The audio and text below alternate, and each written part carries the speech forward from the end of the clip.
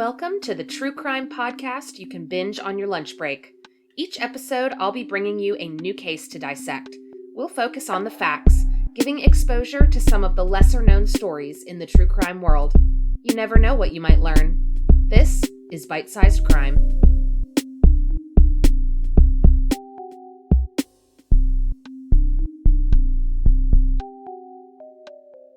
Welcome back to Bite-Sized Crime.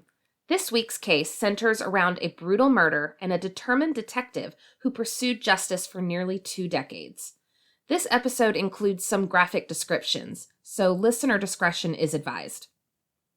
On the morning of December 16th, 1995, a rancher and his son were hunting in Wasatch County, Utah, when they stumbled upon the body of a young woman.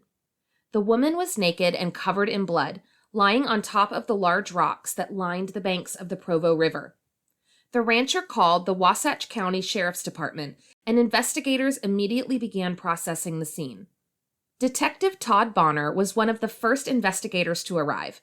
He observed that the woman's face and skull appeared to have been crushed, possibly by one of the bloody rocks found near her body. Crime scene technicians collected several of the rocks in case one turned out to be the murder weapon. They also found a single pair of socks neatly folded nearby. But besides that, there was no other physical evidence at the scene, and no clear indication of who this young woman was and how she had ended up dead.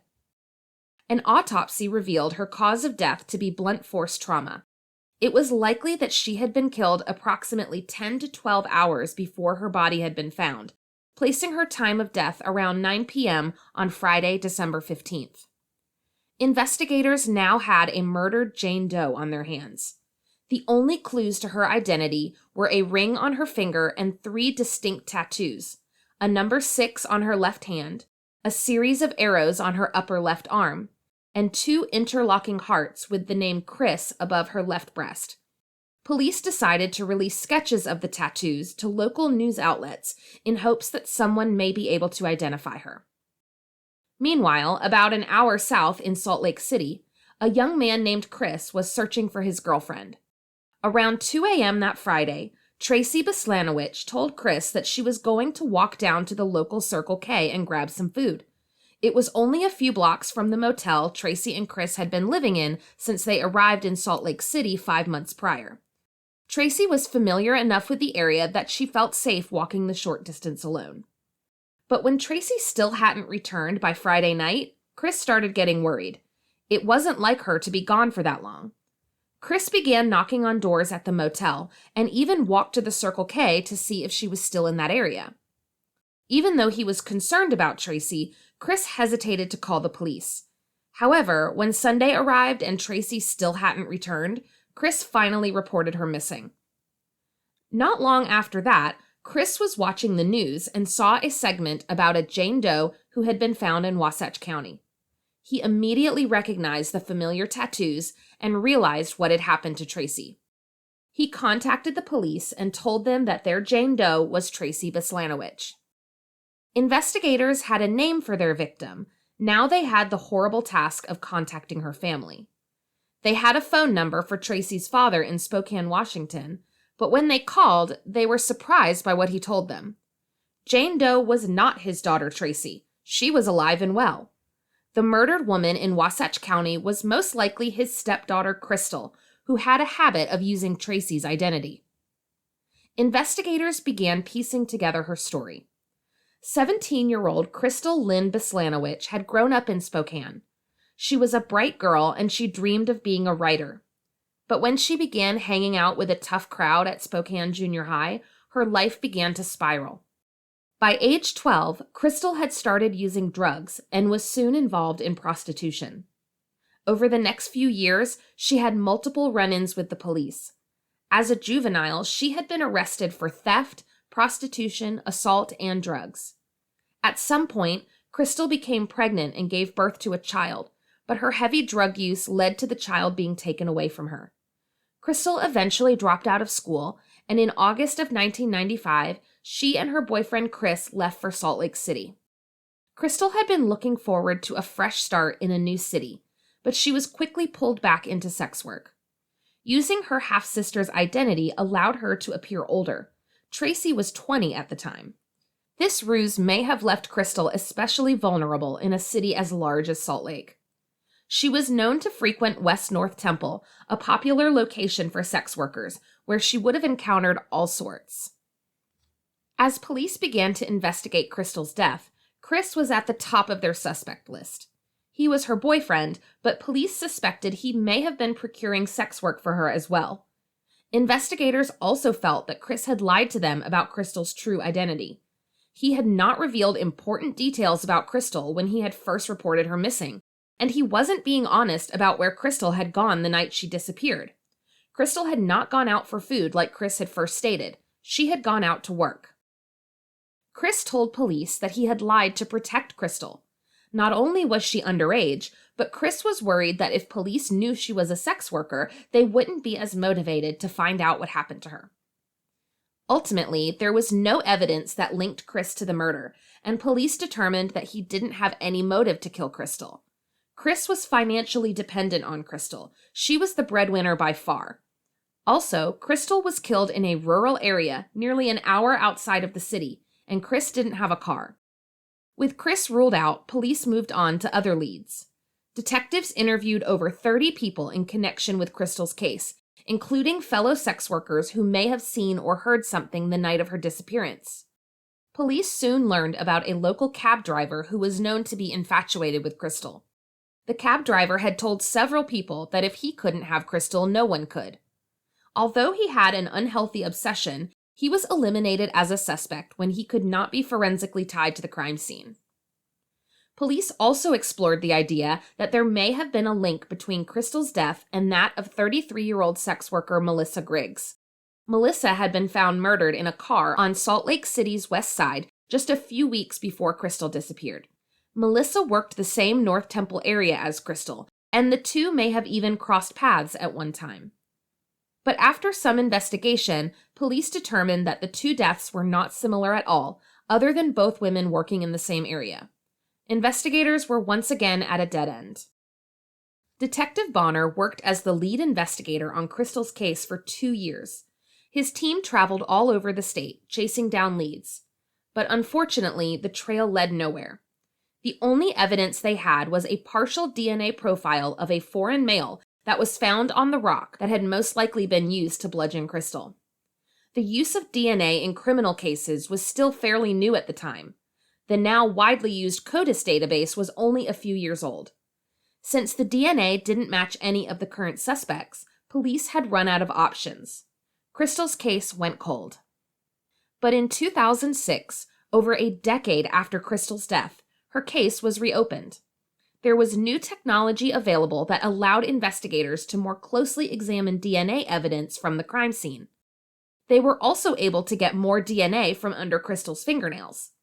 Detective Bonner, who had not forgotten about the case even as he moved up in his career, was hopeful that these advances would generate more leads. In 2009, Bonner was elected Wasatch County Sheriff. 2 full-time detectives were working on Krystal's case, and DNA technology continued to improve. But it wasn't until 4 years later that investigators finally got their breakthrough. By 2013, a new forensic tool was on the scene. A microbial vacuum, known as the MVAC system, was starting to gain popularity as a DNA extraction tool. Originally invented as a way to collect pathogens from food surfaces to improve food safety, the MVAC functioned like a mini hurricane. It quite literally vacuumed up DNA material from various surfaces so that it could be collected and analyzed. The MVAC could collect significantly more DNA than swabbing alone, up to 88% more depending on the type of surface. Sheriff Bonner heard about the MVAC when Sorensen Forensics, a private lab in Salt Lake City, purchased the system and began to use it for DNA collection. Bonner requisitioned one of the machines in May of 2013 and had the lab test 2 of the rocks found near Krystal's body. In July, the results came back, and there was a full DNA profile. Sheriff Bonner ran the profile through CODIS and got a hit. 46-year-old Joseph Michael Simpson had left his DNA at the scene of the crime. Simpson was an ex-convict who had been on parole at the time of Krystal's murder. In 1987, he was convicted of second-degree murder in the fatal stabbing of 26-year-old Paul Helminger in Clearfield, Utah. Simpson pled guilty and was sentenced to 5 years to life in prison. In April 1995, Simpson was released on parole. 8 months later, Krystal's battered body was found.